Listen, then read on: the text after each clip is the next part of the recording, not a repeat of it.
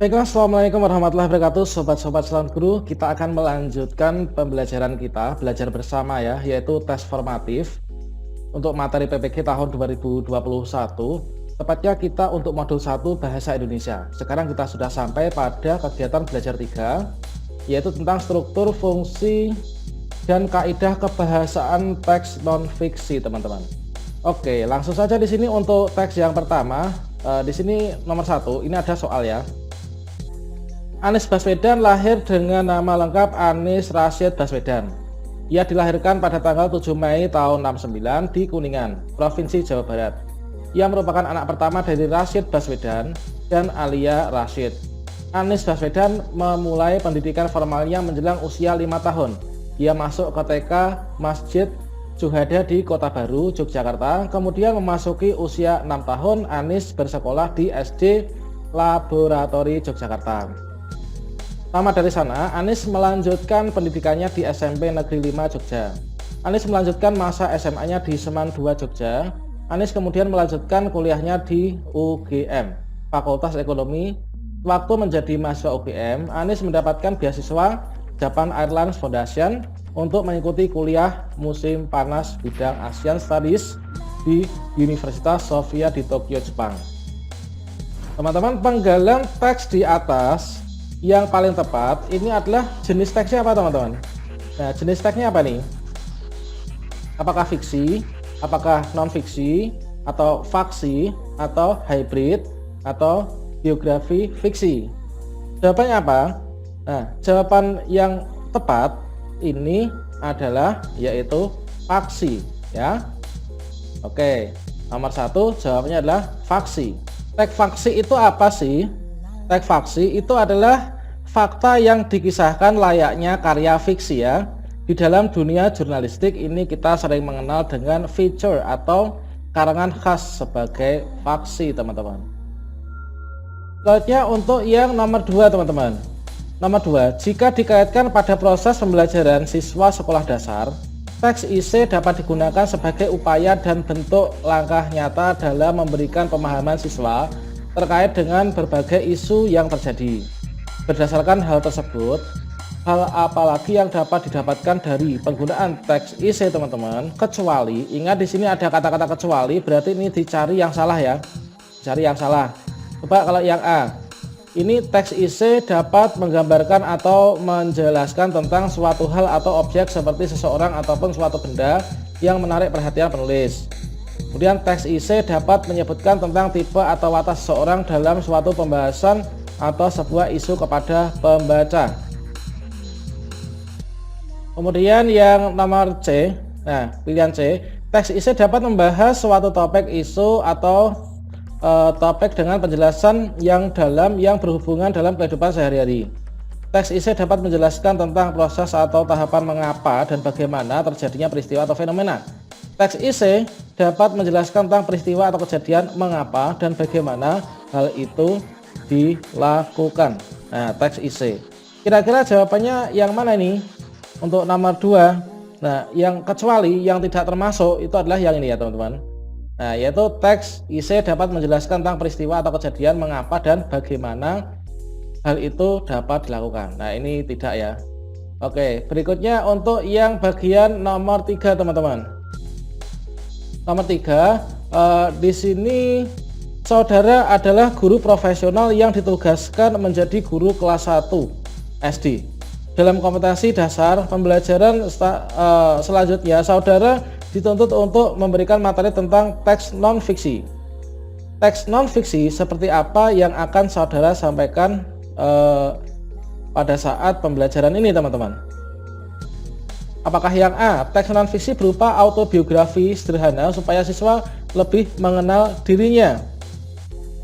Kemudian teks non-fiksi berupa autobiografi tentang diri sendiri sementara materi pengembangannya menggunakan materi teks biografi. Teks non-fiksi yang disesuaikan dengan kompetensi dasar dan tema pembelajaran pada saat itu agar relevan dengan tujuan pembelajaran yang dirumuskan. Teks non-fiksi sejarah karena anak kelas rendah itu suka materi bercerita. Atau yang E, teks non-fiksi berupa dongeng karena selain cerita sejarah, siswa kelas rendah juga menyukai dongeng. Jawabnya adalah yang C ya.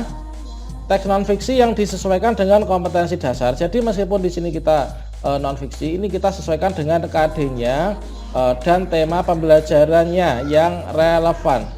Jadi untuk yang nomor 3 ini adalah C, teks non fiksi yang disesuaikan dengan kompetensi dasar dan tema pembelajaran pada saat itu agar relevan dengan tujuan pembelajaran. Jadi kita harus selalu menyesuaikan dengan tujuan pembelajaran ya. Berikutnya yang nomor 4, dalam kaidah kebahasaan penulisan teks non-fiksi haruslah menggunakan kalimat efektif. Di antara salah satu syarat yang harus dipenuhi dalam kalimat efektif adalah kesepadanan. Ingat teman-teman, di sini kata-kata kesepadanan ya. Di bawah ini manakah kalimat yang menunjukkan kesepadanan? Nah, ini yang mana? Usulan penelitian ini sudah lama diajukan, tetapi kepala proyek belum menyetujuinya. Usulan penelitian ini sudah lama diajukan, tapi kepala proyek belum juga menyetujui hingga saat ini. Hingga saat ini kepala proyek belum menyetujui usulan penelitian yang diajukan, padahal ini sudah diajukan sejak sebulan yang lalu. Kemudian kami sudah lama mengajukan usulan penelitian, tapi kepala proyek belum menyetujuinya. Nah, kami sudah lama mengajukan usulan penelitian ini, tapi belum juga disetujui oleh kepala proyek. Nah, ini jawabnya apa? Jawabannya adalah yang D ya. Ini adalah jelas, ini adalah menunjukkan kesepadanan teman-teman. Berikutnya kita lanjutkan bagian nomor 5 ya.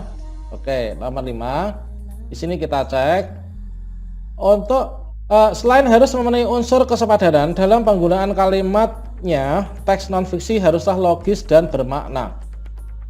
Nah, ini bermakna apa?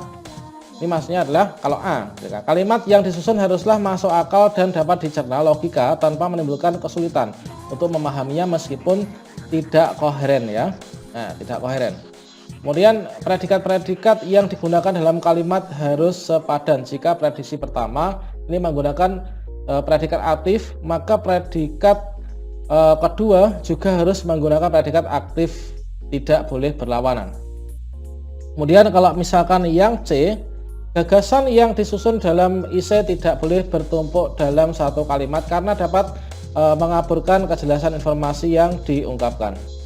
Berikutnya, menggunakan kata-kata yang hemat hendaknya menghilangkan bagian yang tidak diperlukan, menjauhkan penggunaan kata-kata kata depan dari dengan daripada menentukan diri pemakaian kata yang tidak perlu, menghilangkan plonase, kemudian serta menghindari penggunaan hipernem. Nah, hipernem dan hiponem secara bersama-sama. Adanya kohesi dan koherensi antara struktur pembentuk kalimat, memperhatikan ejaan bahasa Indonesia.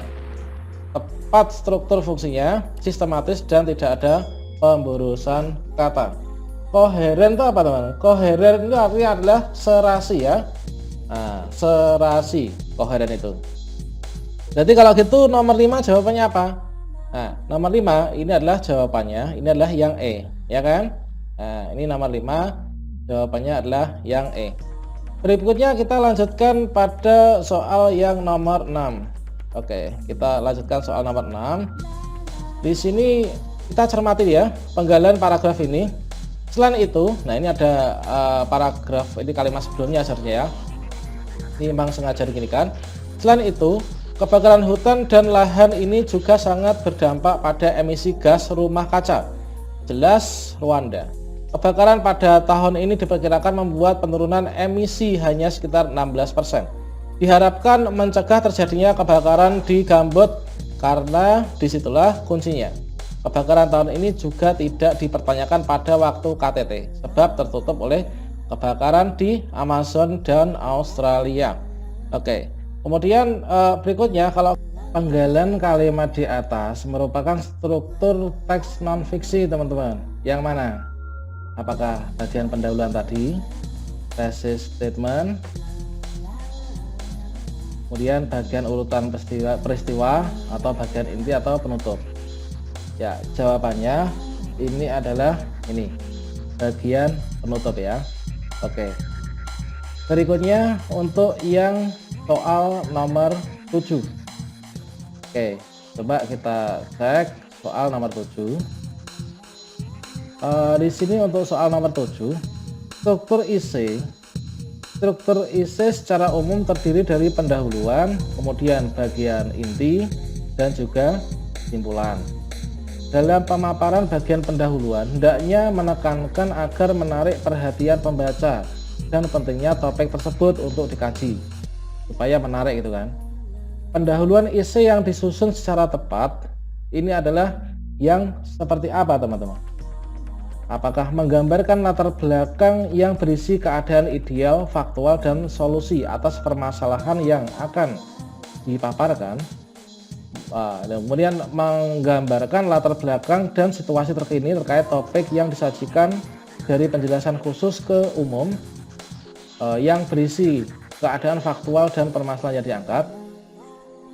Yang C, berisikan bagian pengembangan ide yang dimuat dalam thesis statement yang dikupas dan dikembangkan sesuai dengan jenis IC yang ditulis. Menggambarkan latar belakang dan situasi terkini terkait topik tersebut yang disajikan dalam penjelasan umum ke arah yang lebih sempit, menggambarkan keadaan faktual dan permasalahan yang diangkat. Oke, di sini yang benar itu dari umum ke yang khusus ya, dari umum menjadi ke sempit. Berarti di sini sudah ketemu teman-teman. Jawabannya adalah yang ini, yang D. Ya kan? Oke. Berikutnya kita lanjut ke bagian yang nomor 8 ya. Oke, di sini nomor 8 kita cermati. Nah, cermatilah penggalan paragraf berikut ini. Pembangunan pabrik tekstil yang tidak sesuai aturan bisa berdampak buruk pada lingkungan di sekitarnya. Efek samping yang ditimbulkan dapat berupa banjir, kekeringan, polusi udara, dan penyakit. Adanya pabrik industri dapat juga menimbulkan kebisingan sehingga kehidupan warga terganggu. Dan itu juga asap pembangunan menyebabkan polusi udara juga dapat menimbulkan berbagai macam penyakit saluran pernapasan. Keadaan tersebut tentu membuat masyarakat cemas karena kehidupan mereka menjadi lebih baik ya. Di sini kalimat yang tidak koheren ya. Kalimat yang tidak koheren ini yang mana teman-teman? Kalimat yang koheren. Yang dimaksud dengan koheren tadi apa? Yaitu serasi. Nah, yang enggak serasi di mana? Di sini adalah untuk jawabannya. Ini adalah pastinya kalimat yang kelima, ya kan? Di sini ini kan menimbulkan berbagai macam saluran pernafasan itu kan. Nah, pencemaran itu menimbulkan banyak penyakit. Tapi kok di sini disebutkan kalimat kelima, keadaan tersebut membuat masyarakat cemas karena kehidupan mereka menjadi lebih baik. Nah, di sini kata-kata lebih baik ini adalah yang salah, ya kan? Masa ada pencemaran ini masyarakat menjadi lebih baik. Nah, itu kan teman-teman. Oke. Jadi jawabannya adalah yang E ya. Kemudian kita lanjutkan soal nomor 9. Di sini cermati teks di bawah ini. 1. Bandung Lautan Api adalah sejarah milik rakyat Bandung yang akan selalu dikenang sebagai aksi patriotik warga Bandung dalam mempertahankan tanah airnya. 2. Agar tidak dikuasai Nica, rakyat dan tentara meninggalkan Bandung bersama-sama dengan lebih dulu membumi hanguskannya. Pembumi hangusan itu merupakan strategi agar sekutu tidak bisa menguasai Bandung. Penduduk Bandung mengosongkan Bandung 11 km dari pusat kota. Bandung Lautan Api tidak hanya menjadi peristiwa lokal yang terjadi di Bandung, tapi juga menjadi perhatian nasional karena dampaknya yang sangat luas.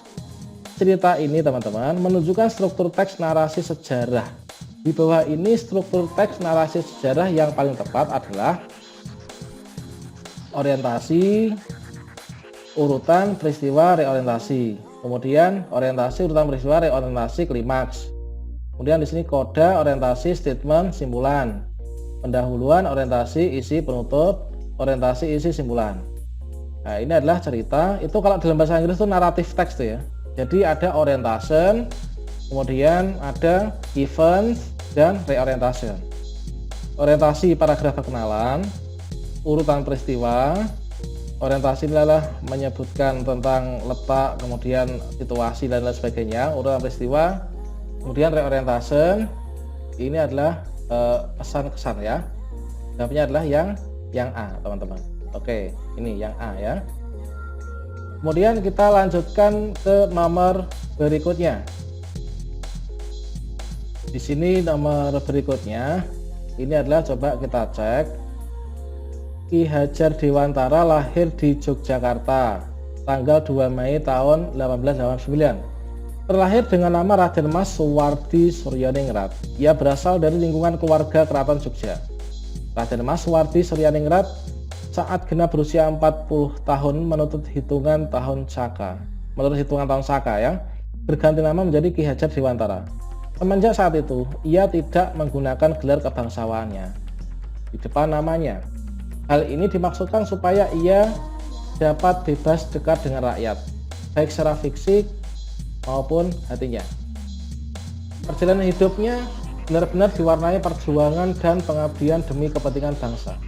Ia menamatkan sekolah dasar di LTS, yaitu sekolah dasar zaman dulu ya.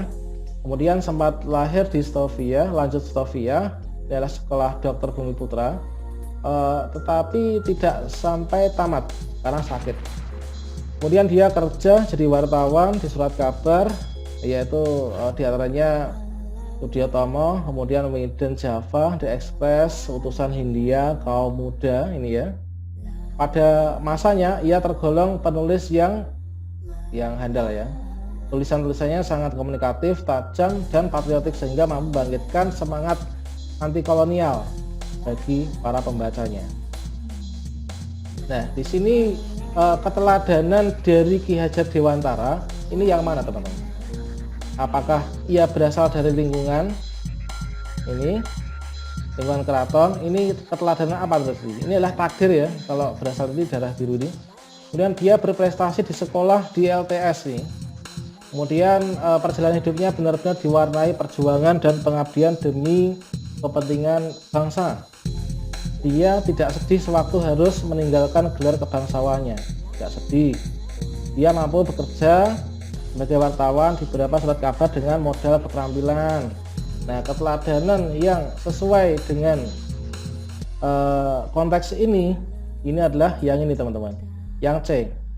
Perjalanan hidupnya benar-benar diwarnai perjuangan dan pengabdian demi kepentingan bangsa. Jadi rela berkorban untuk kepentingan bangsa. Oke, demikian sobat semuanya terkait dengan pembahasan tes formatif untuk kegiatan belajar 3. Semoga bermanfaat ya. Dan nantikan terus video-video berikutnya dengan cara klik tombol subscribe dan aktifkan notifikasi loncengnya ya, supaya nggak ketinggalan video berikutnya.